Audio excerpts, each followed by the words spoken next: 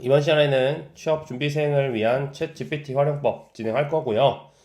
제 소개를 간단하게 드리면 저는 협업툴 컨설턴트로 활동하고 있습니다. 노션이라는 도구의 한국 사용자 모임도 운영하고 지금은 강의 주제를 더 넓혀서 챗 GPT 강의도 진행하고 있습니다. 노션에 대해서 좀 더 궁금하시다면 제 이름 검색하시거나 시리얼이라고 검색하시면 노션에 대해서도 더 많이 볼 수 있을 거예요. 오늘 딱 3개입니다. 기본편, 중급편, 활용편. 중급편이에요. 이제 본격적으로 활용하는 시간이 나옵니다. 자, 챗 GPT가 누구인지 물어보시는 분들, 그래서 뭐 하는 거냐 물어보는데, 사람들이 비유하는 표현이 이렇게 3가지 정도가 있습니다. 첫 번째는 8살짜리 천재 꼬마 아이예요. 얘가 천재인데, 어려, 아직. 사회 물을 맛보지 못했어요. 8살짜리한테 여러분들이 말 걸 때 어떻게 하세요? 되게 친절하게 존댓말 써가면서 친절하게 말을 걸어주죠? 반말하면서 야이 하진 않잖아요. 친절하게 맥락을 하나하나 친절하게 설명을 해주잖아요. 네가 왜 이 일을 해야 되는 건지, 우리가 왜 이렇게 해야 되는 건지, 어떤 일을 해야 하는 건지, 언제까지 해야 하는 건지, 뭐 간단하게 콩나물 사오라는 심부름을 시켜도 정확하게 설명을 해주죠. 아빠가 콩나물국을 끓일 거라서 콩나물을 사와줘. 집 앞에 집에서 걸어가면 우리 집 사거리에 있는 슈퍼에 가서 콩나물 2,000원치 달라고 하면 돼. 그리고 콩나물을 사서 너가 먹고 싶은 아이스크림도 하나 산 다음에 너가 갖고 있는 이 돈을 주고 집으로 돌아와. 이렇게 얘기를 하잖아요. 친절하게. 마찬가지입니다. 8살짜리 꼬마 아이한테 뭔가를 요구하는 것처럼 친절하게 말을 해야 돼요. 천재가 그 말을 알아들으면 정확하게 할 수 있지만 아무런 맥락 없이 8살짜리한테 야 저기 그 뭐 어디 부산 가서 초밥이나 하나 포장해와 이렇게 했으면 서울에 있는데 갔다 올 수 있는 아이가 얼마나 있겠습니까?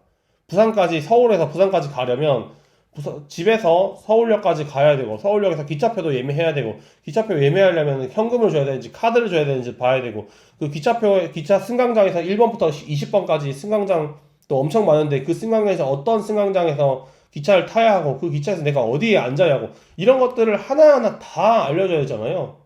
근데 꼬마 아이는 그걸 못 한다는 거죠. 그걸 하나하나 알려줘야 할 수 있다는 거죠. 20살짜리 천재 외국인 인턴도 비슷한 맥락입니다. 20살짜리의 천재 외국인 인턴은 일단 말이 안 통해. 외국인은. 근데 걔가 한국말을 잘 해요. 좀 써봐 해도 알아들어. 그래서 이제 한국어를 일단 못 알아듣는다는 편견이 있어서 외국인이라는 말을 붙인 것 같아요. 사람들이. 그리고 20살 회사 입장에서 회사의 입장에서 보면 20살은 신입사원만큼 못하는 아이예요. 말을 못 알아듣는 아이예요. 친절하게 하나하나 알려줘야 한다. 이런 형태로 비교를 하고요. 천재 외국인 고등학생도 사실상 위에랑 똑같은 거죠. 20살이나 고등학생이나 똑같은 거죠. 그래서 전체적으로 대화 수준이 올라오긴 했지만 어쨌든 친절하게 하나하나 설명을 해줘야 한다가 중요한 내용입니다. 그래서 이걸 정리해보면 머릿속에 든 건 많으나 내가 원하는 걸 알아서 잘 딱 깔끔하게 끄집어낼 수 없는 아이예요. 끄집어낼 수 없습니다. 그리고 그 아이는 결국 명확하게 지시할수록 진짜 하나하나 엘리베이터 타고 내려가서 사거리까지 걸어가서 콩나물 사서 콩나물 집고 그 뭐 캐시한테 가서 2,000원 주고 그 콩나물 들고 집에 와. 뭐 이런 식으로 명확하게 지시할수록 질문할수록 또는 특히나 이 아이가 알아듣는 단어로 얘기할수록 내가 원하는 답이 확률이 올라갑니다. 이 아이가 알아듣는 단어가 뭐냐 하면 예를 들어서 우리가 엑셀을 표현을 할 때 엑셀이라고도 하고 표라고도 하고 시트라고 하기도 하고 스프레드시트라고도 해요. 이 네 개의 단어가 똑같이 엑셀을 얘기하는데 그 엑셀을 얘는 엑셀이라고 하면은 명확하게 알아듣지만 스프레드시트라고 하면은 이게 엑셀인지 아니면 구글 스프레드시트인지 헷갈릴 수 있다는 겁니다. 챗 GPT한테 어떤 단어를 명령하냐에 따라서 답변이 달라져요. 동의어라는 게 있죠. 그 동의어 사례가 생각이 안 나요. 뭐 동의어를 넣었을 때 A라는 단어를 넣었을 때 나오는 답변과 B라는 단어를 넣었을 때 답변이 다를 수 있다는 겁니다. 그래서 단어를 얘가 어떤 단어를 알아듣는지를 다채롭게 입력을 해서 패턴을 뽑아내는 그런 노력도 조금은 필요합니다. 프롬프트를 쓰실 때. 명확하게 질문할수록 내가 원하는 답이 올라가는 아이인데 그때 질문을 하는 방법이 있습니다. 이게 제가 작성한 게 아니라 인터넷에 일잘러 장PM님이라는 분이 정리를 한 내용인데 코어라는 걸 해요. 이 코어 네 단어를 기억하시면 프롬프트를 쓸 때 좀 더 명확하게 답을 할 수, 질문을 할 수 있어요. 지시를 할 수 있어요. 이게 완벽하다, 명확하다, 무조건 이거다는 아니지만 이걸 기억하고 작성하게 되면 내가 더 명확하게 지시할 수 있게 되고 내가 원하는 답이 나올 확률이 높아지는 거죠. 그래서 코어의 C는 역할, 목적, 배경 이런 거고요. 아웃풋은 형식이랑 분량, 그리고 레퍼런스는 참고할 만한 데이터, 이그젬플은 예시입니다. 이것도 한번 또 사례로 제가 명확하게 가지고 왔어요. 자, 예를 들어서 어제 입사한 20살짜리 천재 인턴한테 얘기합니다. 2022년 우리 회사 투자 성과 보고표를 PPT 한 장으로 만들어 오라고 지시를 할 거예요. 근데 우리가 신입사원한테 얘기할 때에는 지난해 투자 성과 데이터 대표님께 보고할 거니까 장표 하나 만들어 와. 뭐 대충 뭐 알지? 일단 갖고 와. 일단 갖고 와서 다시 얘기해보자. 가 일반적이에요. 일반적인 회사는 이렇게 대화를 합니다. 근데 실제로 이렇게 하면 작동을 안 합니다. 이거 무슨 말인지 몰라요. 물어보죠, 얘가. 아니, 뭐, 지난해 투자 성과 데이터는 어디 있나요? 예전에 투자 성과 보고한 거 뭐, 장표 있으신가요? 일을 잘하는 아이라면 질문이 나오는 게 정상인데, 얘는 질문을 하지 않죠? 그냥 가라로 만들어 버립니다. 그래서 실제로 작동하는 챗 GPT의 아까 말씀드렸던 그 코어에 비교를 해보면, 컨텍스트, 목적, 우리 회사 대표님께 보고할 목적이고, 슬라이드 한 장만 있으면 돼. 주요 내용은 타이틀로 표시를 하고 아웃풋으로 그 형식이죠. 내용 형식. 작년 투자 성과 원본 데이터 레퍼런스는 이 파일에 있어 라면서 파일을 줍니다. 그리고 작년에 우리가 이렇게 만들었으니까 요거랑 비슷하게 만들면 돼 하고 이그젬플 예시까지 주는 겁니다. 잘된 예시까지. 이렇게 해야 얘가 알아듣고 최소한 내가 원하는 최소한의 답은 가지고 온다라는 얘기예요. 자기소개서 한번 써보라고 할 겁니다. 제가 생각하는 거는 나 SKT 입사하고 싶어요. SK텔레콤. 자기소개서 써주세요. 자, 그러면 뭐라 하겠어요? 네가 뭔데 SKT에 들어가겠냐라고 하겠죠. 그래서 좀 사람이라면 일반적으로 사람이라면 이런 질문이 돌아오는 게 맞습니다. 어떤 직무에 지원하세요? 어떤 산업인가요? 그 산업과 관련해서 어떤 경험을 하셨나? 이런 질문이 돌아오는 게 맞아요. 그런데 챗GPT는 그런 질문을 하지 않고 얘가 알아서 소설로 지어낸다는 거죠. 내가 누군지도 모르는데. 그래서 이렇게 지시를 해보는 겁니다. 실제로 작동하는 GPT로 아래 내용으로 자기소개서를 작성해 주세요. 지원 분야는 마케터고요. 지원 회사는 SK텔레콤, 지원 산업은 통신입니다. 현재 SK텔레콤이 주력인 분야는 AI고요. 지원 관련된 내 경험 및 결과는 챗GPT 활용 대비 프롬프트 대회에서 프롬프턴이라는 대회에서 2등을 차지했어요. 마케팅 직무에 관련된 내 경험 및 결과는 국제 행사에서 유모차 판매만 하면 되는데 그 업무에서 이메일을 수집해서 2차 홍보까지 진행했습니다. 자, 언어를 한글로 표시해 주시고요. 분량은 500자를 써주세요. 이렇게 프롬프트를 쓰는 겁니다. 한번 해보시죠. 여러분들이 이 자기소개서를 쓸 때 이 형식으로 입력을 해보세요. 이 형식이 완벽하지 않아요. 모든 프롬프트는 완벽이라는 프롬프트는 절대 존재하지 않습니다. 절대 프롬프트라는 건 없습니다.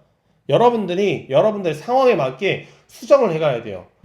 여기서도 지원 분야는 마케터라 되어 있지만 지원 분야는 뭐 디지털 마케터, 퍼포먼스 마케터 또는 뭐 웹, 페이스북 광고 전문 마케터 아니면 블로그 포스팅 전문 마케터 이런 식으로 좀 딥하게 써야 되고요.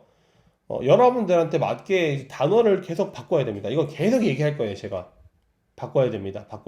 이러면서. 그 다음 사례는 긴 글이에요. 아까 제가 잠깐 사례를 말씀드린 게 있는데, 논문 데이터 같은 거 있죠. 엄청 긴 거, 막 PDF 막 40장짜리, 50장짜리, 그런 거 이전에는 다 읽었었는데, 이제는 그렇지 않아도 됩니다. 이제 긴 글을 잘라서 넣을 수 있어요. 긴 글을 잘라서 넣고, 그 프롬프트를 입력을 하면 됩니다. 유튜브 스크립트 같은 것들. 그런 것들을 챗GPT에 넣어요. 넣고 나서 이 프롬프트를 같이 씁니다. 처음에. 이거는 제가 직접 사례를 보여드리는 게 더 빠르겠네요. 자, 여기 보시죠. 지금부터 긴 데이터를 전달해 드리겠습니다. 제가 완료라고 말할 때까지 OK라고 답해주세요. 이 말을 이해했으면 알았다라고 해주세요. 라고 했죠. 얘가 알겠습니다. 준비되셨으면 시작해주세요. 이러잖아요. 그러면 제가 긴 데이터를 넣습니다. 그냥 막 때려 박아요. 컨트롤 V로. 이거 아주 긴 데이터 한 번 넣고 여기까지 넣고 알겠습니다 라고 합니다. 의견 받았습니다. 알았다고 합니다. 그냥 또 넣어요. 그냥 무시하고 위에 이 내용은 무시하고 그냥 또 넣어요.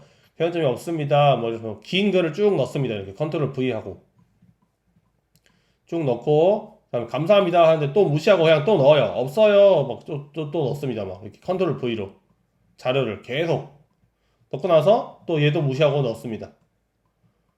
넣고 나서 이제 완료라고 제가 얘기하죠. 완료. 그러면 강의에 대한 의견을 주셔서 감사합니다. 라고 최선을 다하겠습니다. 감사합니다. 라고 해서 제가 지금까지 전해드렸던 강의 개선점을 분석해 주세요. 어떤 점이 마음에 안 들었는지, 후속 강의도 필요한지, 어떤 개선점이 좋은지 이렇게 해서 얘가 분석해 줍니다. 강의 개선점을요.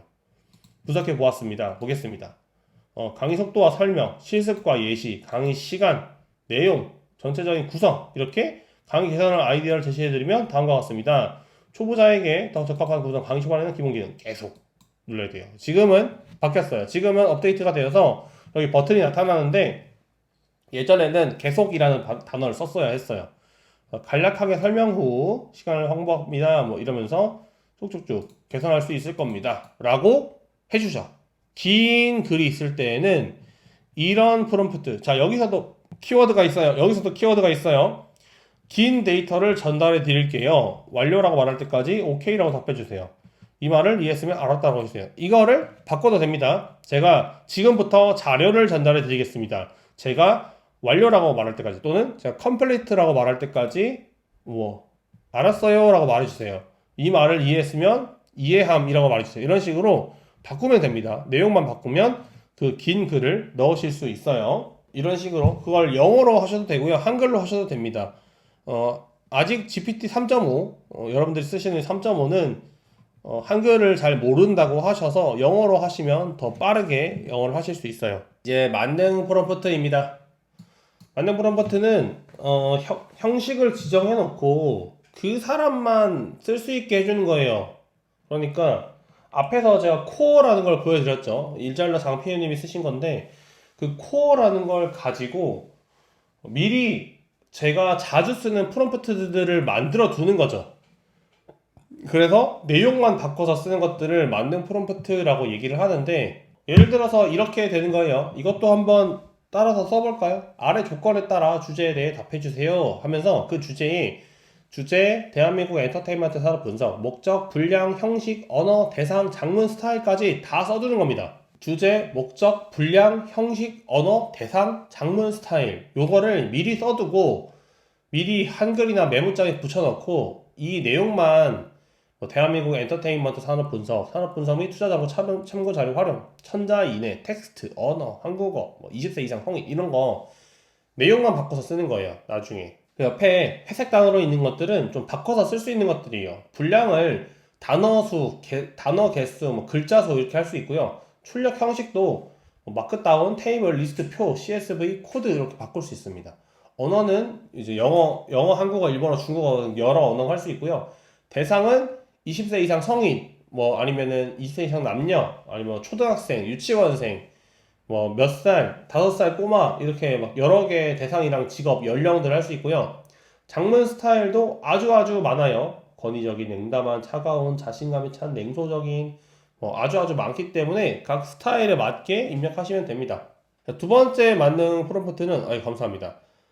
프롬프트를 내가 쓰는 게 어려우니까 아예 프롬프트 생성 봇으로 챗GPT를 쓰는 거예요. GPT한테 이렇게 명령을 하는 거죠. 당신은 프롬프트 생성 로봇입니다.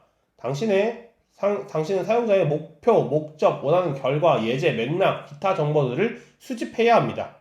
프롬프트에는 당신이 제공받은 모든 정보가 모두 포함되어야 합니다. 당신이 완벽한 프롬프트를 생성할 수 있다는 확신이 들 때까지 사용자에게 질문을 해야 합니다. 이렇게 계속 명령을 내리는 거죠. 당신의 답변은 명확한 형식을 갖추고 GPT 상호작용에 최적화되어야 합니다. 당신의 답변은 사용자에게 목표, 출력 형식, 필요한 정보를 추가할 정보를 묻는 것으로 시작합니다. 이렇게 아예 생선봇처럼 GPT를 쓰고 이용하는 겁니다. 그러면 얘가 GPT가 자기가 프롬프트 생선 로봇이라는 걸 인지하고 저희한테 질문을 해줘요. 어떻습니까? 뭐 어땠어요? 주제는 무엇입니까? 목표는 무엇입니까? 이렇게 질문을 해줘요. 그럼 그걸 통해서 답변을 제가 인터뷰를 받는 거죠. 원래는 GPT한테 제가 인터뷰를 해야 하는데 질문이랑 지시를 해야 하는데 제가 지시를 받는 거죠. 그래서 이런 형태로 사용할 수도 있다가 맞는 프롬프트입니다. 자, 그래서 내가 원하는 결과를 얻는 방법이 무엇이냐? 세 가지 있어요. 계속 피드백을 주면서 원하는 결과가 나올 때까지 질문하는 거 중요하고요. 두 번째는 영어로 질문하기라고 되어 있는데 4.0 나오면서 4.0부터는 영어보다 한글을 더 잘 알아듣는다고 합니다. 그래서 굳이 영어를 할 필요 없고 3.5를 했을 때도 저는 크게 한글로 했을 때 크게 차이를 못 느꼈어요. 제가 뭐 영어를 안 써서 그러는지. 그래서 영어로 질문하시면 일단 좋다라고 하고 각종 기법들을 넣으면 더 원하는 답변을 뽑아내기가 쉽습니다. 뭐 6H나 4P나 3C 이런 각종 질문 기법이나 경영 프레임워크 같은 걸 씌워서 주면 더 쉽게 뽑아내